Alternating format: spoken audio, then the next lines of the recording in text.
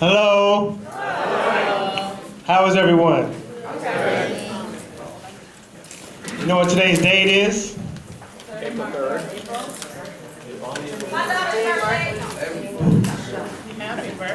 Happy birthday. It's probably many people's birthday. It's April 3rd. So that means tomorrow's April 4th, which is the 50th anniversary of the passing, the death, the assassination, the loss of Dr. Martin Luther King Jr. And that serves as the focal point, one of the starting points for our conversation today. But let's remind ourselves how we got to this point. So today is the 50th anniversary, if you will, of Dr. King's last full day and of his last speech, the mountaintop speech. So that calls to us how Dr. King was very much a part of this historical moment that served as our starting point at the beginning of the class with the Kerner Commission report. And so as many people know, April 4th is the day that King was assassinated in 1968. It is also the day 1 year before that, April 4th, 1967, in which he gave one of his many important speeches. Time to Break Silence Beyond Vietnam, which is his first very powerful public statement. It wasn't his first, but the first really big statement against the war in Vietnam. And in that speech, among many things which we encourage you to listen to read, to study, in which he called for the country to undertake a radical revolution in values, he also identified the three evil triplets in the country. Those evil triplets were racism, militarism,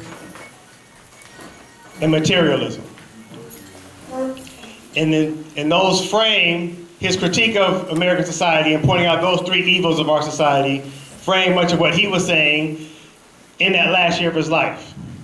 And what he was saying as part of the emerging movements, in response to the Black Power movement, the anti-war movement, and serves as a way for us to understand who he was at the time of his death, his importance then, and how we can learn from him. And what we were doing today, we'll be examining the main programmatic emphasis he had in that last year, particularly the last months of his life, which reflects those three things, which was the Poor People's Campaign. And so today we will be learning about the contemporary effort to build a Poor People's Campaign now, 50 years later. I'd like to launch into that with reading a few of Dr. King's words. The first is from the reading that we gave you for today. King wrote in the fall of '67, shortly after the rebellions and the establishment of the Kerner Commission, Crisis in American Cities. This is how he started this piece. 1 million words will be written and spoken to dissect the ghetto outbreaks. But for a perceptive and vivid expression of culpability, I would submit two sentences written a century ago by Victor Hugo. If the soul is left in darkness, sins will be committed. The guilty one is not he who commits the sin, but he who causes the darkness. And this is King again. The policymakers of white society have caused the darkness. They created discrimination. They created slums. They perpetuate unemployment, ignorance, and poverty. It is incontestable and deplorable that Negroes have committed crimes, but they are derivative crimes. They are born of the greater crimes of the white society. When we ask Negroes to abide by the law, let us also declare that the white man does not abide by the laws in the ghetto. Day in and day out, he violates welfare laws to deprive the poor of their meager allotments. He flagrantly violates building codes and regulations. His police make a mockery of law. He violates laws on equal employment and education and the provisions for city services. The slums are the handiwork of a vicious system of the white society. Negroes live in them, but do not make them any more than a prisoner makes his prison. Let us say it boldly, that if the total slum violation of the law by the white man over the years were calculated and were compared with the law breaking of a few days of riots, the hardened criminal would be the white man. That, of course, is a different tone than we're used to hearing of Dr. King. Now, just a couple of words from that speech on April 3rd, 1968, 50 years ago today. Let us rise up tonight with a greater readiness. Let us stand with a greater determination. And let us move on in these powerful days, these days of change, to make America what it ought to be. We have an opportunity to make America a better nation. And I want to thank God once more for allowing me to be here with you. And of course, the next day he was killed. But we're here now 50 years later. And so let me tell you the first person who is here with us today. That's Pastor Bill Wiley Kellerman, who is a nonviolent community activist, author, teacher, and retired pastor in Detroit. As a participant in the Detroit water struggle, he is a member of the Homage 9, charged with blocking the water shutoff trucks. He has published 3 books in the last year, one of which, Where the Water Goes Around, We Love Detroit, covers the water struggle, emergency management, the dismantling of public education, and Detroit-style gentrification, and I believe there are some copies here. With the Poor People's Campaign, a national call to moral action, he is a member of the State Coordinating Committee, with responsibilities for faith outreach and direct action training. Please welcome Bill.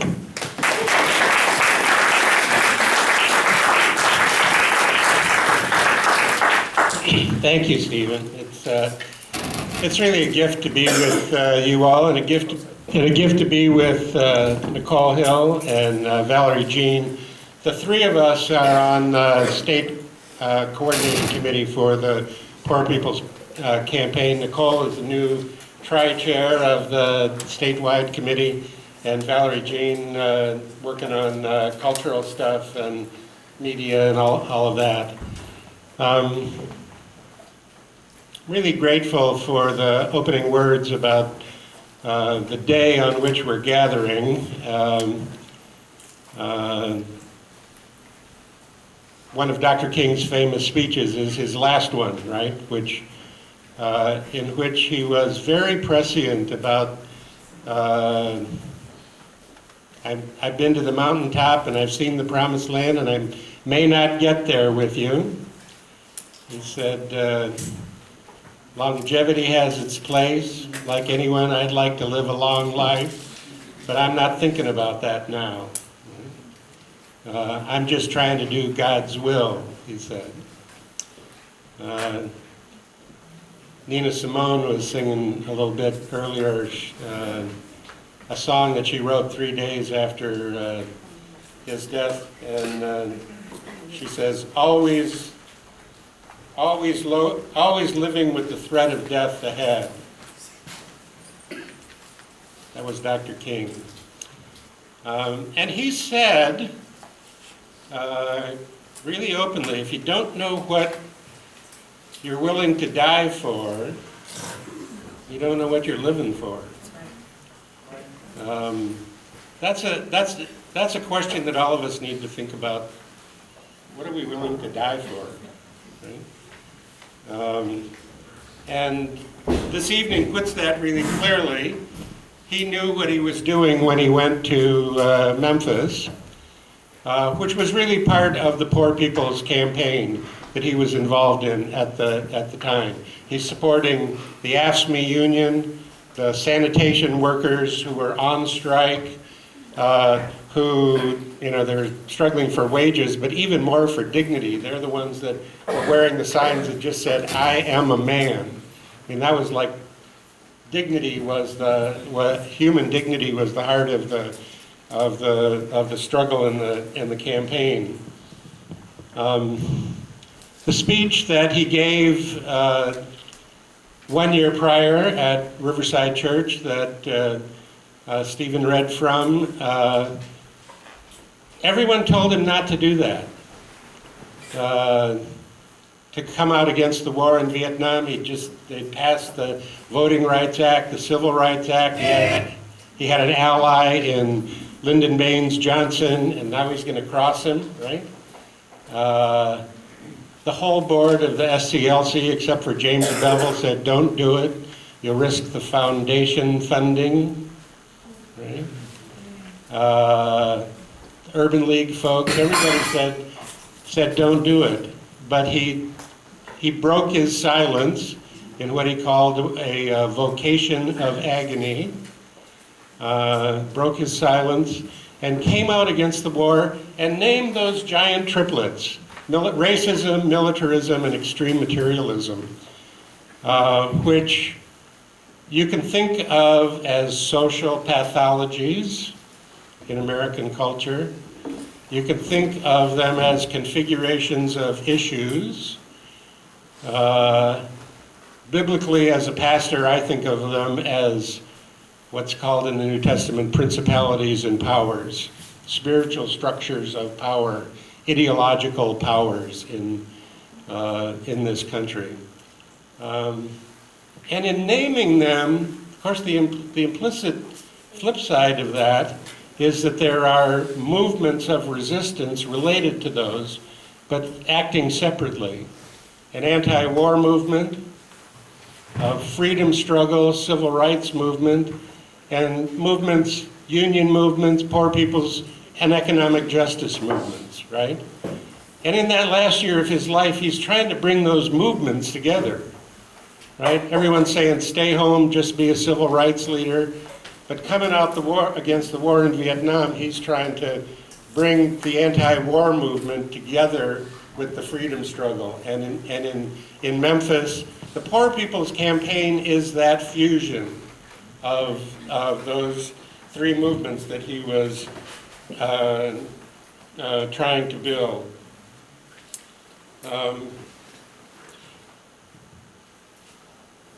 50 years later, not as a commemoration, but certainly as a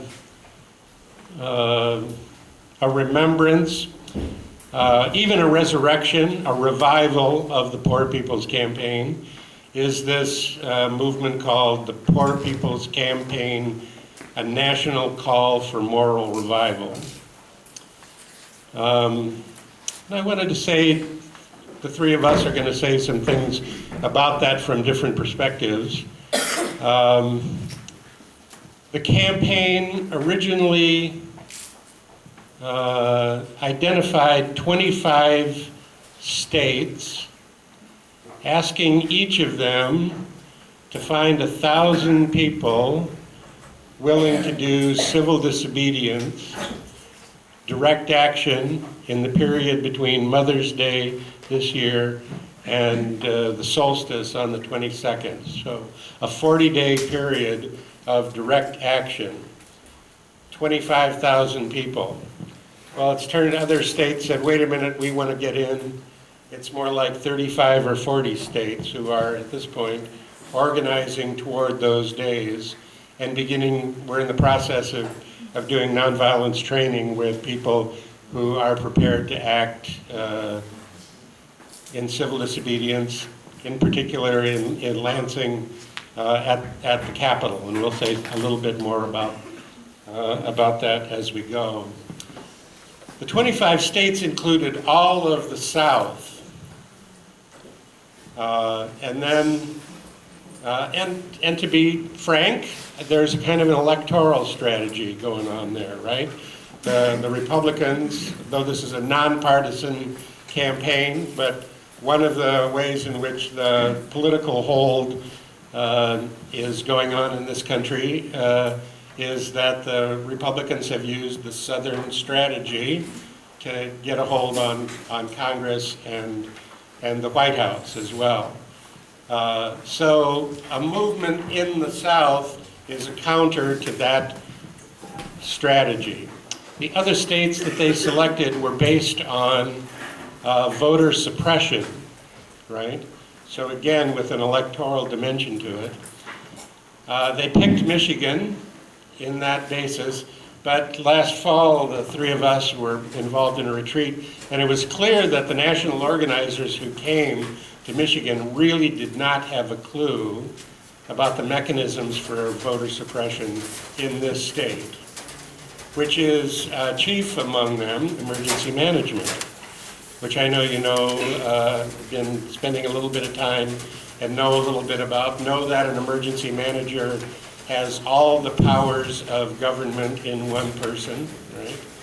They can write laws, repeal laws, fire employees, sell assets, privatize departments, break union contracts unilaterally, rewrite the city charter.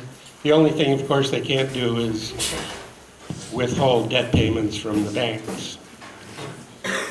And emergency management, in addition to replacing elected officials, and in Michigan, virtually, maybe with a couple of exceptions, every black majority city in the state has been under emergency management. At one point, half of the black citizens in Michigan were under non-elected governments, and 3/4 of the black elected officials in the state had been replaced by emergency managers. Right? And this is a law which was repealed in a ballot measure by the citizens of Michigan, and within months the lame duck legislature turned around and reenacted the law with an appropriations, a financial appropriations measure which would make it ballot proof and could no longer be put on the ballot. And Detroit has been under emergency management, which has, and although we no longer have an emergency manager, we're still under Public Act 436. The city council cannot do anything financially that isn't approved by the Financial Review Board, which is the extension of the emergency manager and still exists. The emergency manager, like its counterparts with FEMA or emergency disaster relief, right, is predicated on the notion that you cut through all the red tape and the democratic process in order to do things in a very speeded up way, like restructure a city financially and geographically. Right? Detroit was a city of 2 million people, right? Now 700,000, and for a number of years, beginning with Mayor Bing, who said it openly, he's going to reduce the footprint of the city, right? And basically, we're talking about the waterfront, the Woodward Corridor, certain select neighborhoods, Midtown, and others. And the remainder, there are neighborhoods that just don't have a future, right? That need to be cleared and for empty space. Gentrification, I know you've been doing some reading and thinking about that. Gentrification in Detroit is different than in, say, Brooklyn or Chicago. We've got, instead of land being valuable because there's not enough space for people to live in, and white folks and rich folks are pushing poor folks out of neighborhoods. In Detroit, we've got, 40 square miles of empty land, and we're creating more empty land by pushing poor and black folks out of the city to concentrate the market in this geographic areas. So gentrification happens in those places, right? But it's not because there's no land available in the city. So it's a